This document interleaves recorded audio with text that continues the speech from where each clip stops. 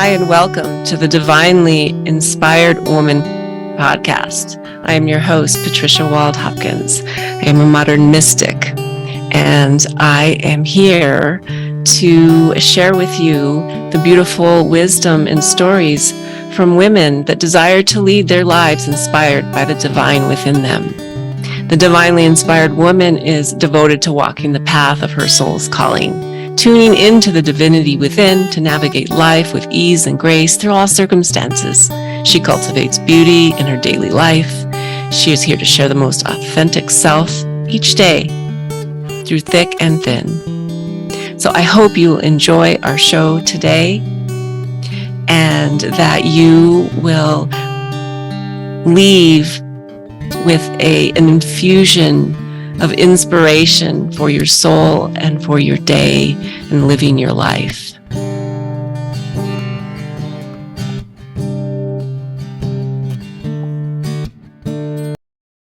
Well, hello and welcome.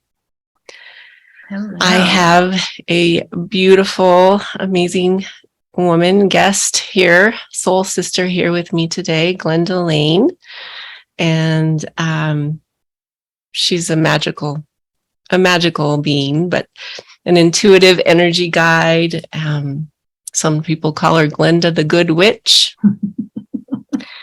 And who could be better to ask to do this first episode of the Divinely Inspired Woman than Glenda, who says life is divinely inspired, as we were chatting before we started the podcast. So tell me a little bit about why life is divinely inspired for you. What does that mean to you? Well, I think life is the divine.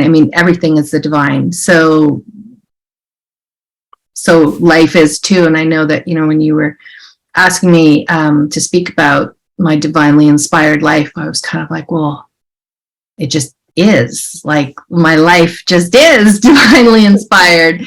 And so I guess that's just my perspective on where I've come to. However, that was not always my perspective. So it has not. Yes, it has not always been that way. I have not been aware. I have not been in tune with the fact that we are divine beings, right from the very get-go. So, that definitely has been a journey of mine to come to this place of really now seeing that everything is divine. And so, it took me a little while to get here. Yeah. Mm-hmm. Well, if I may ask, what was the switch? Was it a big shift or was it little steps? Yeah, well, I think the main catalyst for me that I guess started me down this path of awareness, remembrance, was really when my mom passed away. And that was, what is it now? I think it's about 19 years ago. It was a real life changer for me. It was the first time I had experienced anything like that. Mm-hmm. And it really kind of shook my world up. It caused me to take a step back and really have a look at, I think, my priorities and what was good in my life, what I felt was missing.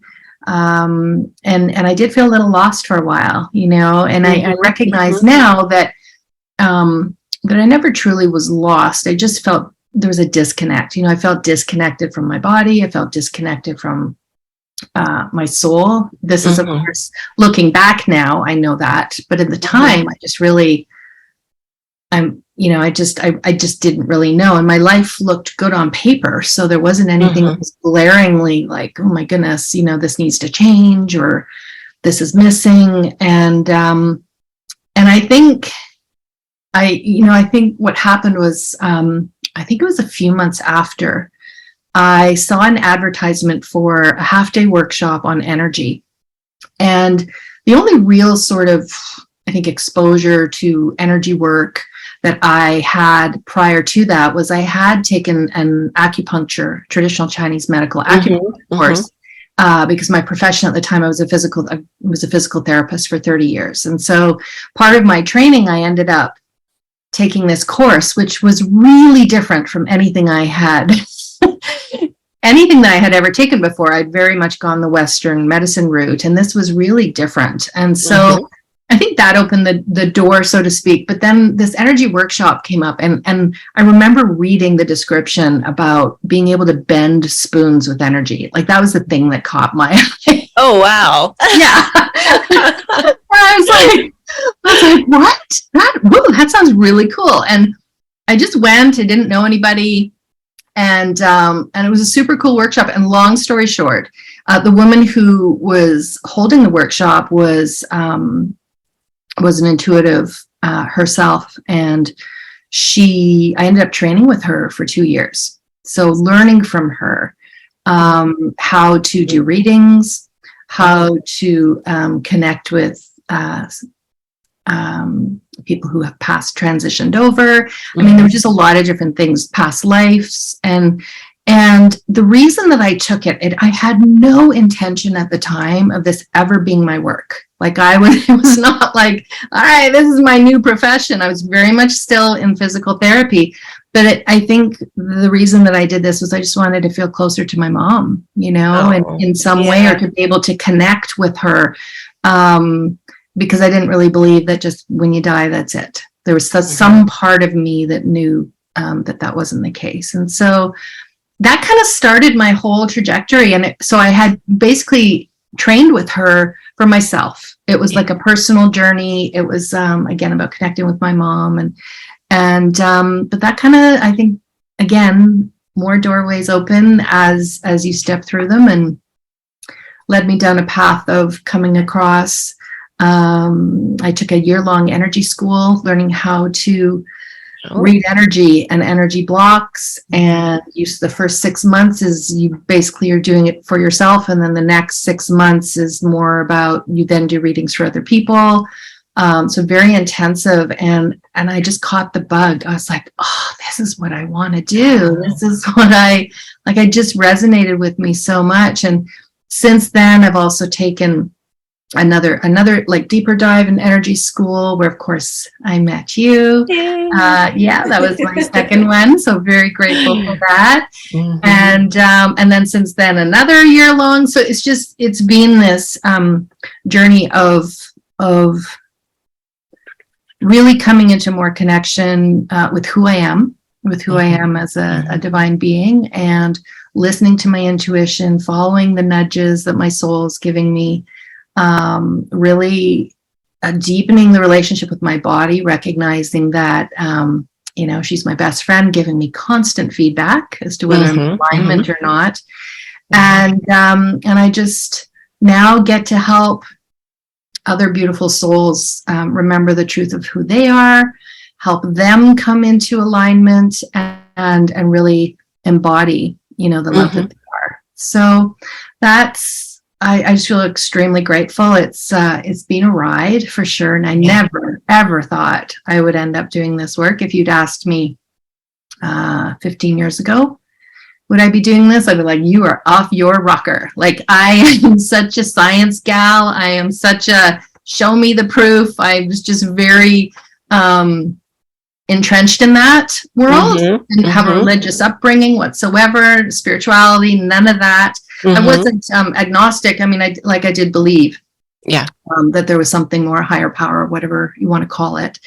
And so, but it's just fascinating how this is where I am now. So. Yeah.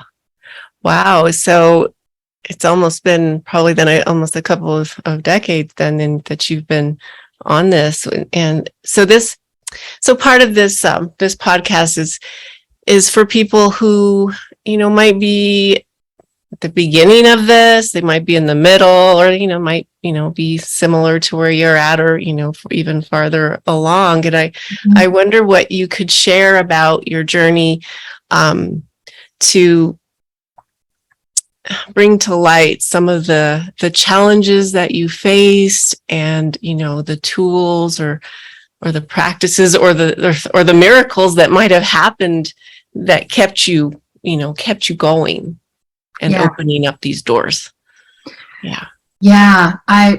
Boy, obstacles. Yeah. Aren't they lovely? They do. I mean, they, I think are just, I'll speak from my perspective, my programming, my patterning, my conditioning that I took on as a child is pretty entrenched, it's pretty ingrained. And so those patterns, and they're just ways of trying to stay safe, whether it's perfectionism, whether it's trying to control things, whether it's people pleasing, whether you name it, we all have our own particular bevy of patterns that we have.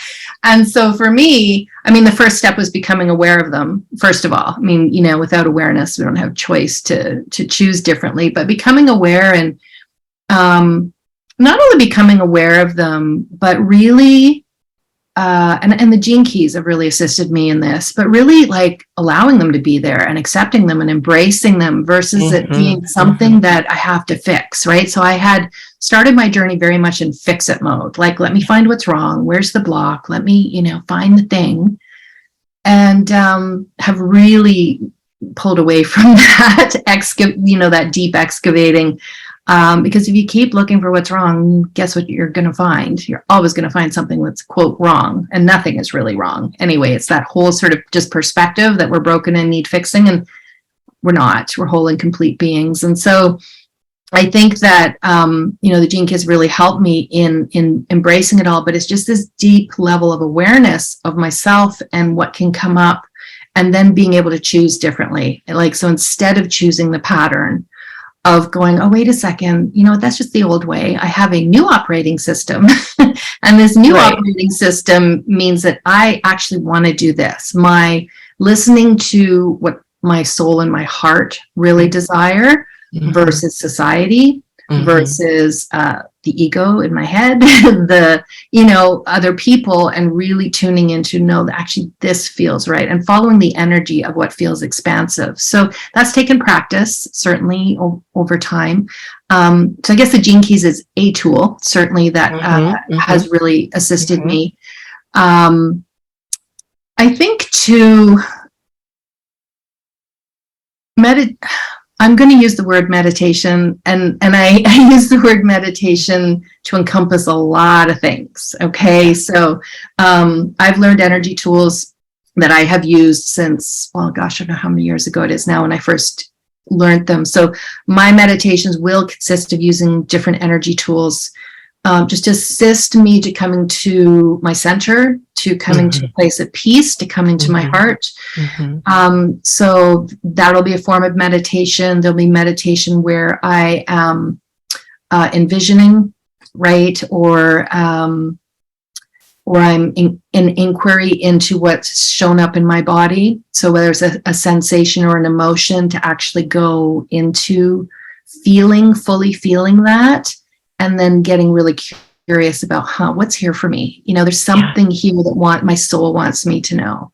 So there's a whole process that I use, and I use with my clients actually to basically access the more love and freedom that's available for us when we're willing to go through that doorway, when we're willing to really feel our emotions fully.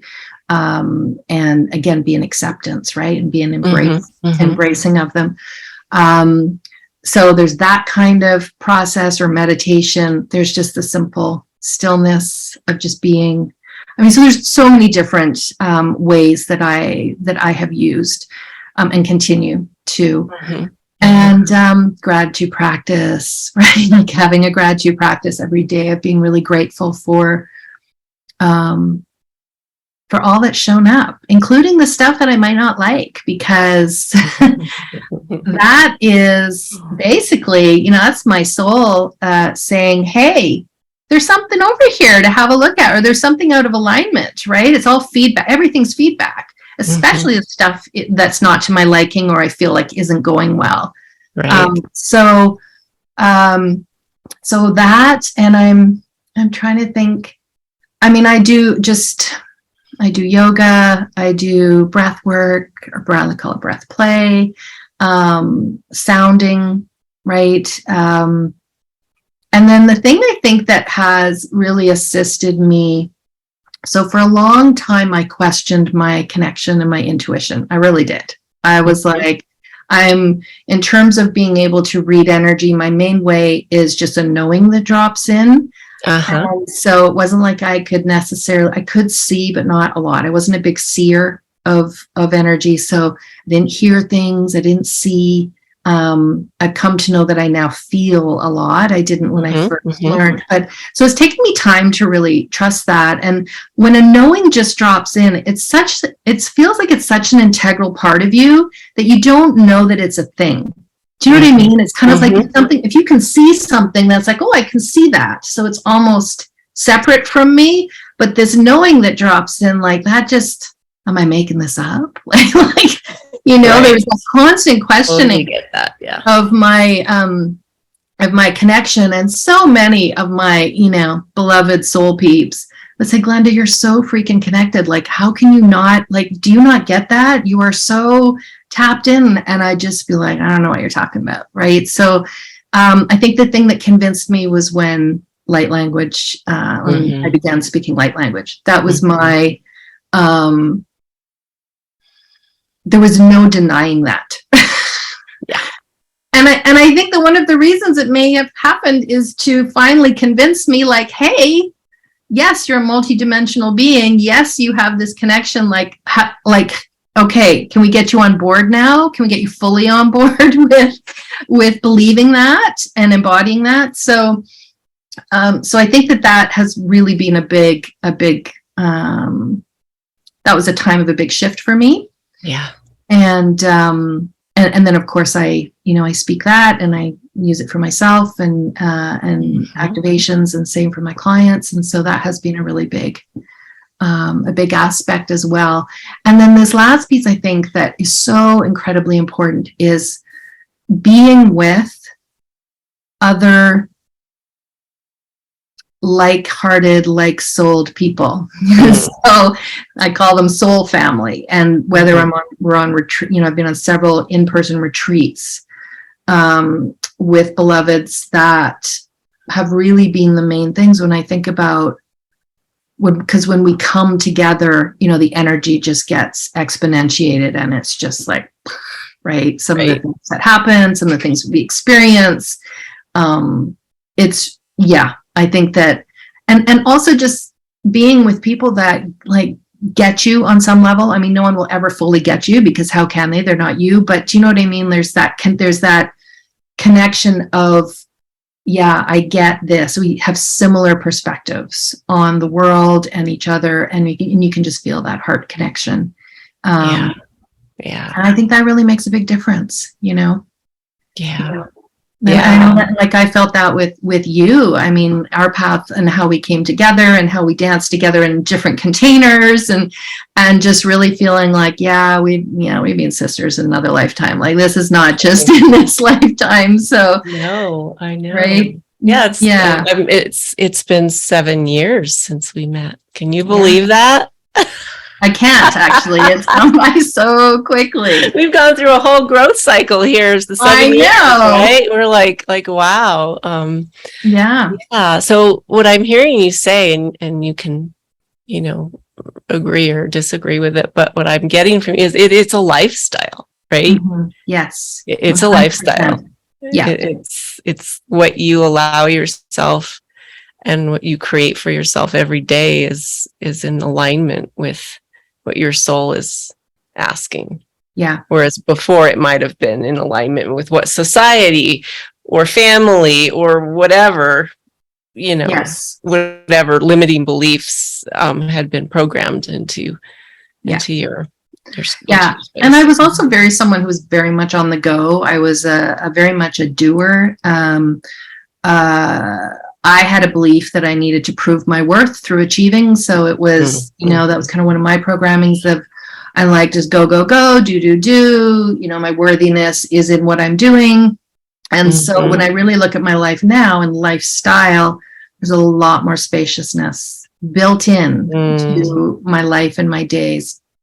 And not as a luxury, but as it's like a requirement now. Yeah, it's a requirement. It's a requirement because it's in that spaciousness. It's in the quiet where I receive messages, where I can hear my intuition more, where the clarity drops in, where the creativity, where that creative spark comes from. And if I'm just so busy with life, and I wouldn't say busy with life, it's not even that. It's allowing the things that don't really matter to me distract me from what actually is my passion and what I'm here for and what I love to do and what lights me up. So, I think that there's definite consciousness around that, of creating that space. And I am by no means a master. I am still oh, come on.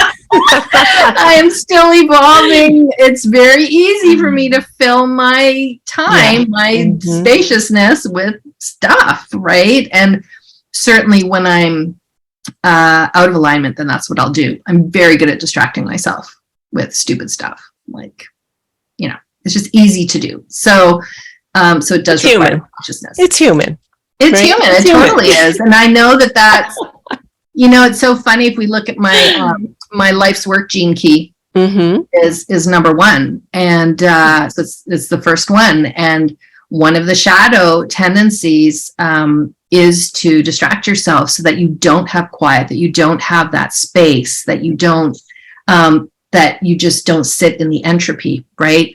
Like that is very much, and I see that a lot with myself. So just becoming aware of that. Again, it's there. I'm not judging it. I'm like, but also knowing that my creativity comes when I can just rest and relax and play and not try to force anything and fill my days with things that just don't matter. Yeah, that sounds about right for your life work, right? That's what we show up. Our life work is what we show up for to do every day. Every day. We get to decide. Yes. Are we going to go that way or that way? Well, and what's really funny now, Trish, is so when I do that, when I allow myself to be distracted or bored or whatever, if I engage in that shadow pattern, it feels really yucky. Yeah, it's like no fun anymore, right? It's like, no, it doesn't feel good. Like, and I just know that, okay, my life force energy is not meant to be spent on this stuff. It's, creativity is. Yeah, when you're in alignment. It's almost like when you give, like when you were a little kid or something and you had a big basket of candy, at Easter candy, you like just ate the whole thing. And after a while, it's just like, this really isn't that yummy. Yeah, it totally is. Or it's like you binge watch Netflix and you can do it for so long. And then you're just this really isn't good for my brain. Like your brain is practically shutting off. Like it's right. Or it's buzzing so much that you can't even hear yourself. You can't think, right? So I'm like, okay.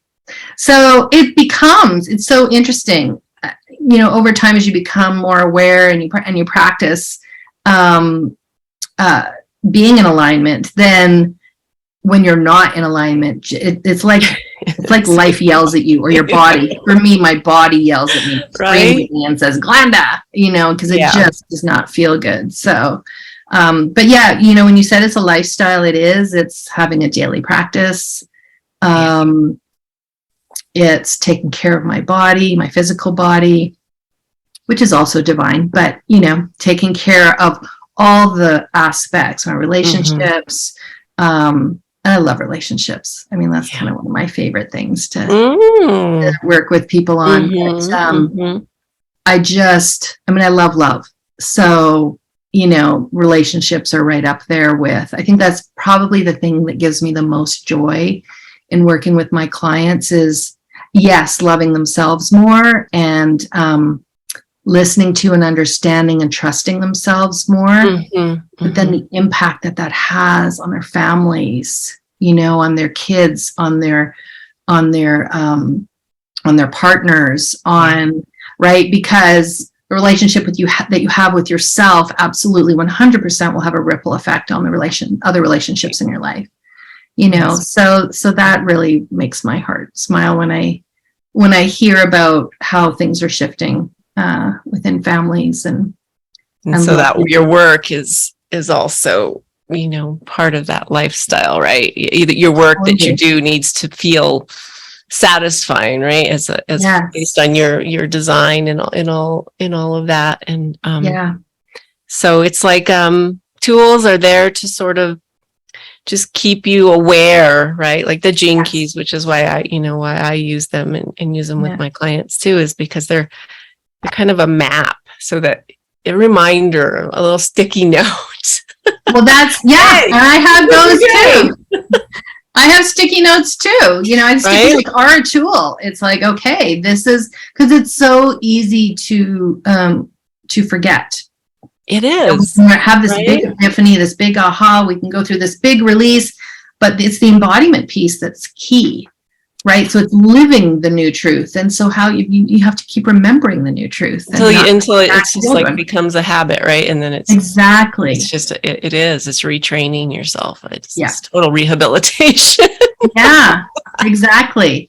And you know, one of the things I love about the gene keys, I mean, it's really is a living and breathing entity.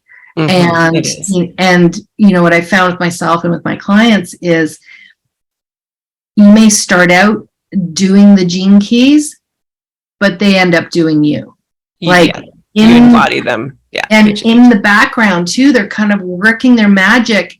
Like I'll have a client where we'll have a particular gene key that, you know, we had talked about moving on to the next one in her path, and just reading up on it before we were to get together.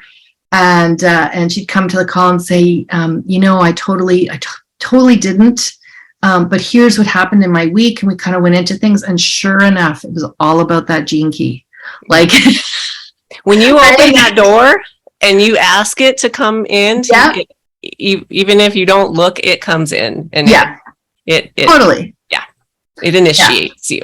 Or we'll have a session where we'll go into, you know, something that has presented in their life, and we'll go into it and we'll come out the other side of it, and we'll just, you know, having had these conversations, and then we read the next gene key and we're like, oh my God, that was exactly what we just, you know what I mean? Like the shadow and the gift, exactly what we had just talked about. So I love that. I love that it's not, you know, something that you need to, it takes us out of our heads, right? Yeah, you don't need, I mean, there are other tools like astrology and human design, and they all have their purpose and their place, but they require a little bit more mental activity, whereas the gene keys, it's you just let it come into you, and it transforms you in, you know, in a different way, at least in my experience. Yeah, that's what I've found too with them. Yeah, and like I use a few aspects of human design, like the parts that I feel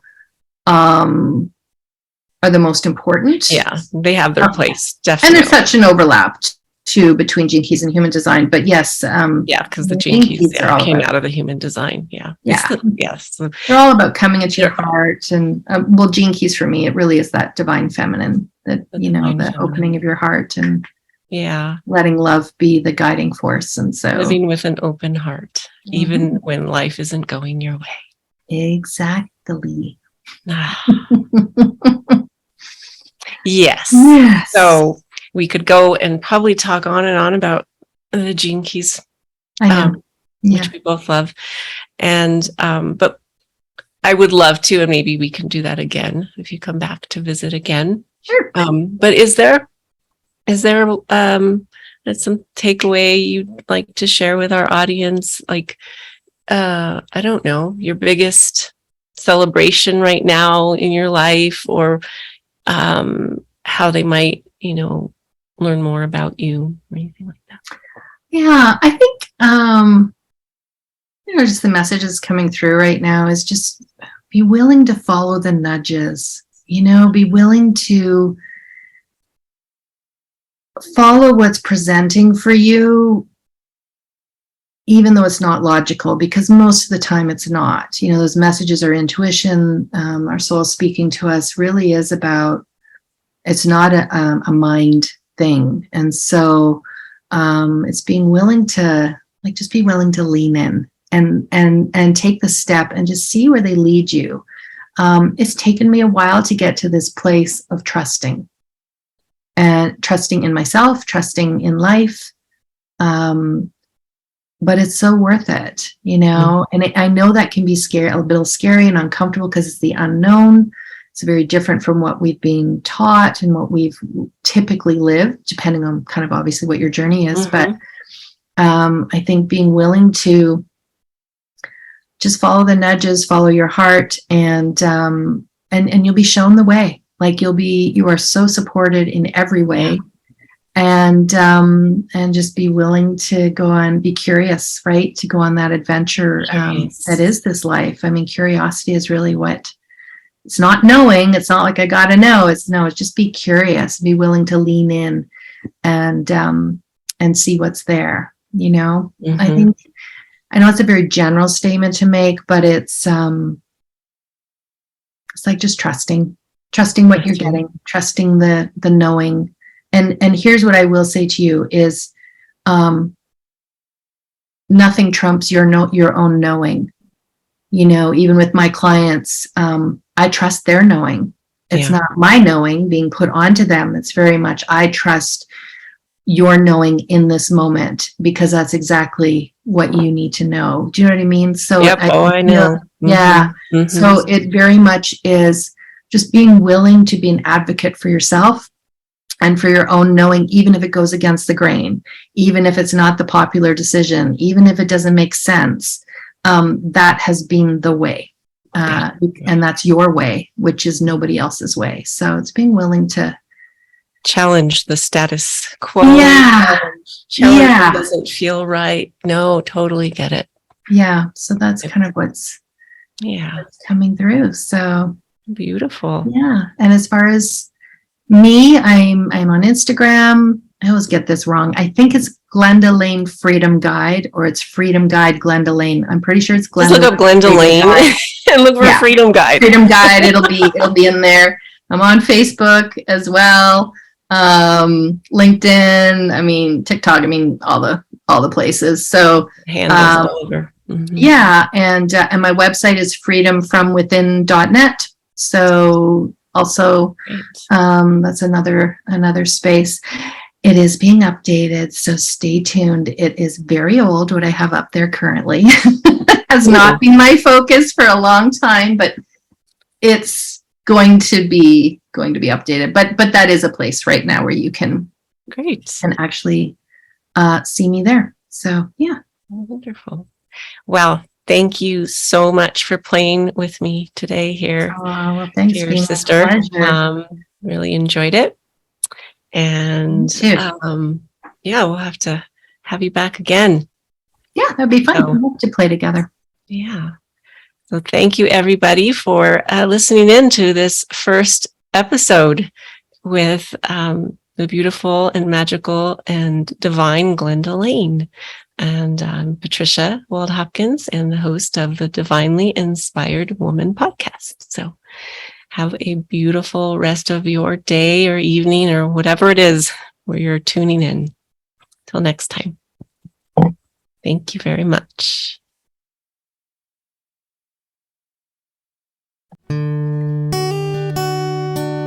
Thank you for listening to this episode of the Divinely Inspired Woman. Again, I am your host, Patricia Wald-Hopkins, and I am so glad that you joined us here today. I hope you left with some soul food to inspire your daily life.